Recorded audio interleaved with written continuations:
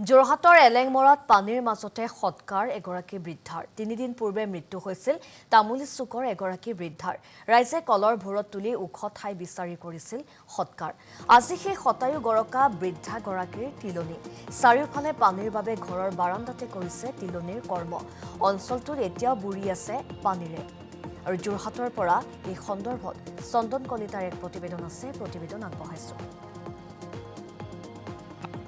আজিও এটা পুনৰ বেলেগ এখন আমি ছবি লৈ আছোঁ এলেংমৰাত অঞ্চলত এখন বেলেগ ছবি আপোনালোক দেখাম এটা বেলেগ দৃশ্য দেখাম এলেংমৰা অঞ্চলত আমি বৰ্তমান আছোঁহি এটা বিশেষ পৰিয়ালৰ গৃহত আচলতে সমগ্ৰ মোৰ পৰিৱেশ দেখাব এতিয়াও কিন্তু বানপানীয়ে সম্পূৰ্ণ পানীৰ তলত ডুব গৈ আছে প্ৰতিটো বাসগৃহ এনেদৰে কিন্তু যিটো পৰিয়ালৰ গৃহলৈ আহিছোঁ এই ঘৰটোতে এগৰাকী আইতা আছিলে আইতা বয়স আছিলে 106 বছৰ শতায়ু গৰকা এগৰাকী আইতা গোটেই জীৱন জোৰা আচলতে গোটেই জীৱন জুৰি তেওঁ ধুনীয়াকৈ থাকিব পাৰিলে কিন্তু যেতিয়া মৃত্যু হ'ল মৃত্যুৰ আগমুহূৰ্তত মৃত্যুৰ সময়ত তেওঁ কিন্তু বিদায় যেনেধৰণে আচলতে বিদায় ল'ব লাগিছিলে যেনেধৰণে ৰাইজে বিদায় দিব লাগিছিলে তেনেধৰণে কিন্তু বিদায় দিব নোৱাৰিলে সম্পূৰ্ণ বানে গোটেই অঞ্চলটো প্লাবিত হৈ আছে কিন্তু বানপানীতে এখন কলগছৰ ভূঁই সাজি তাৰ ওপৰতে যিদিনা মৃত্যু হৈছিলে আজি 3 দিন হ'ল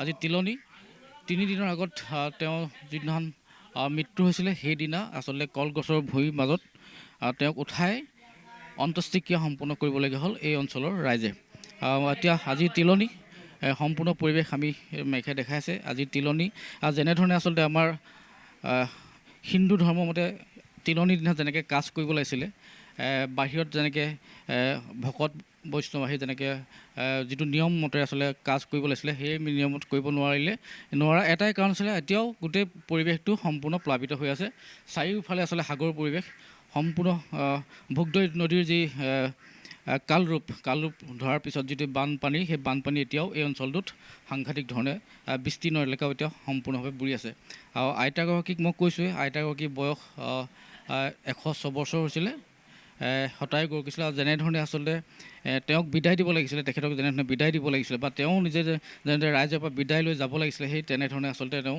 যাব নোৱাৰিলে এখন কলগছৰ নাৱত মৃত্যুৰ সময়ত আচলতে কলগছৰ নাৱত তেওঁক লৈ যোৱাৰ পিছত নিৰ্দিষ্ট ওখ জেগা বিচাৰি পোৱা নাছিলে তথাপিতো অকণমান ওখ জেগা বিচাৰি তেওঁক অন্ত্যেষ্টিক্ৰিয়া সম্পূৰ্ণ কৰিলে সেৱা শুশ্ৰূষা কৰি থাকিব লাগিছিলে তৎসব কৰিব নোৱাৰিলোঁ আপোনাৰ ঘৰৰ ভিতৰত আপোনাৰ এআঁঠু পানী হ'ল আপোনাৰ মনটো ভুল হৈ গ'ল ভুল হৈ যোৱাৰ পিছত আপোনাৰ বিচনাৰ তলত পানীয়ে মানুহগৰাকীক থ'ব নোৱাৰা দুখত অকণমান ওখ জেগা বিচাৰি এঘৰ মানুহত আশ্ৰয় লৈ থাকিলোঁ ঘৰৰে আশ্ৰয় লৈ থকাৰ পিছত তেওঁ মানে এইবোৰ মনৰ অলপ খেলি মেলি মানে স্মৃতিশক্তিটো কমি গ'ল কমি যোৱাৰ পিছত আপোনাৰ এইবোৰ কিবা এটা কাৰণতে আপোনাৰ পৰি গ'ল আৰু পৰি যোৱাটোৱে লেচু পানীত পিছলি গ'ল পৰি গৈ তাৰপিছত আপোনাৰ এইধৰণেই আছোঁ আৰু আপোনাৰ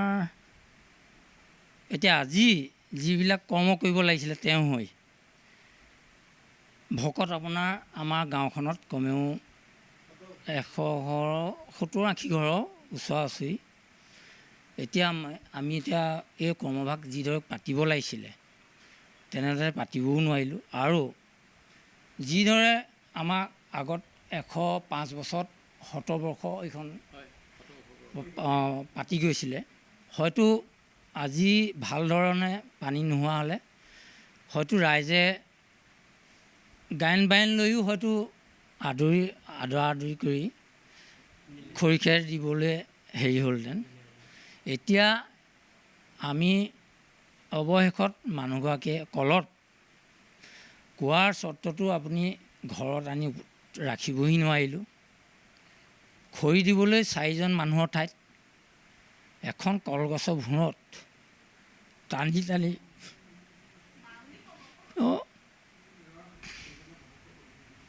চুচুৱাই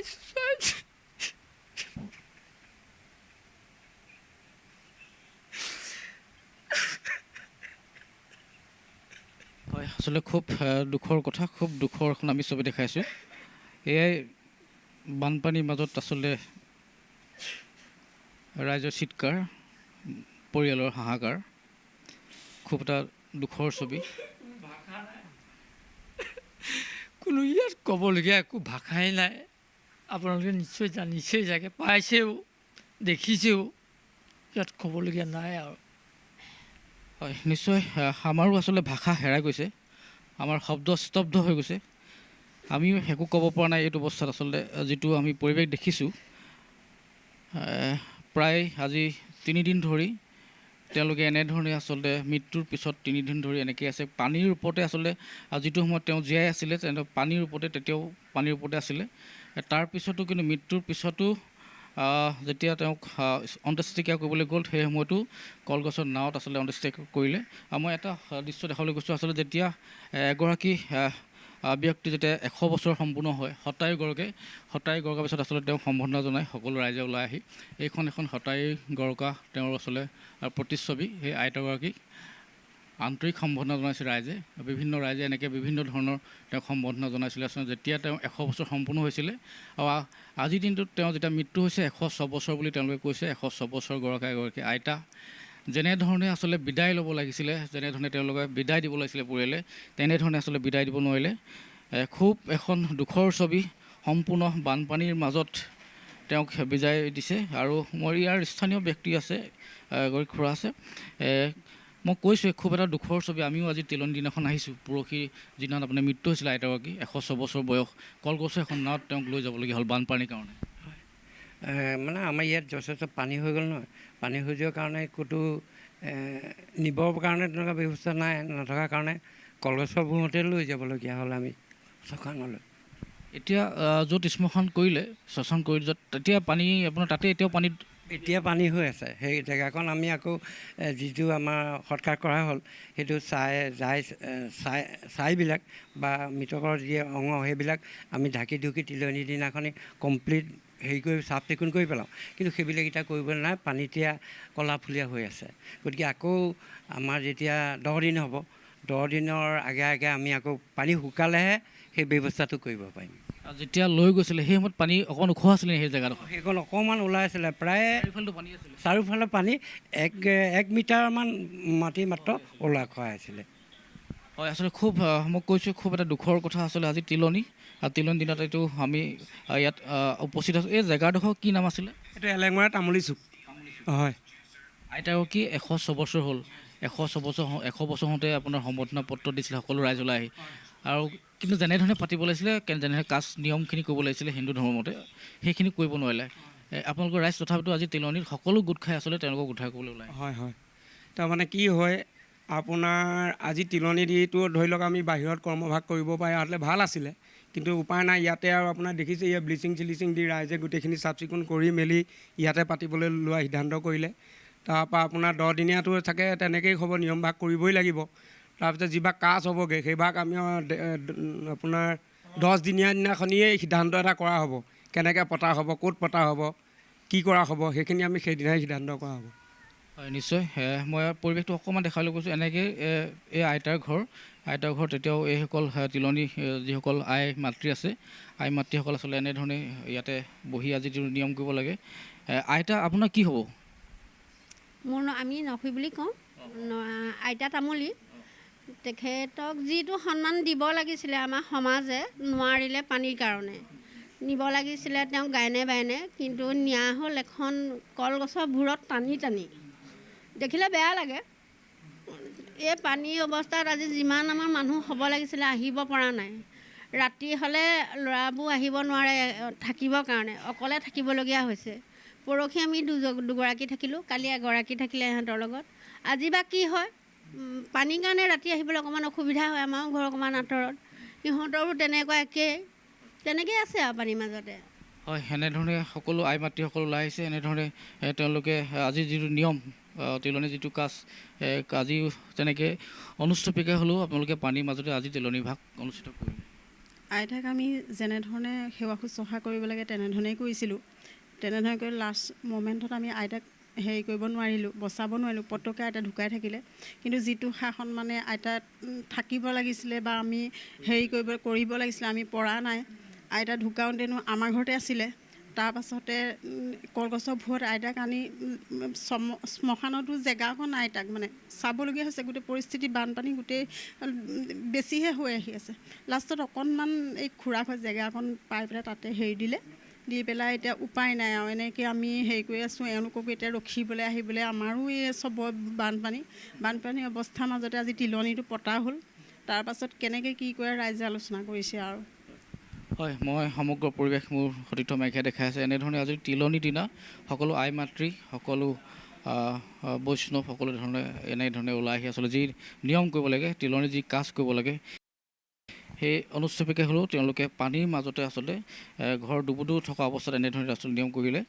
মই কৈছোঁ যিগৰাকী আইতা আছিলে, 100 বছৰ শতায়ু গৰকা এগৰাকী আইতাগৰাকীয়ে যেতিয়া মৃত্যু হৈছিলে সেই সময়ত 100 বছৰ পাৰ হৈ গ'ল। যেনেধৰণে গায়ন বায়ন সকলো ধৰণৰ ব্যৱস্থা কৰি সমাজে যেনেধৰণে তেওঁক মানে সন্মান দিব লাগিছিলে, যেনেধৰণে তেওঁ আপোনাৰ সুসন্মানে আচলতে তেওঁক বিদায় দিব লাগিছিলে, কিন্তু সেইখিনি কৰিব নোৱাৰাৰ এটাই কাৰণ হ'ল সমগ্ৰ অঞ্চলটোত বানপানী।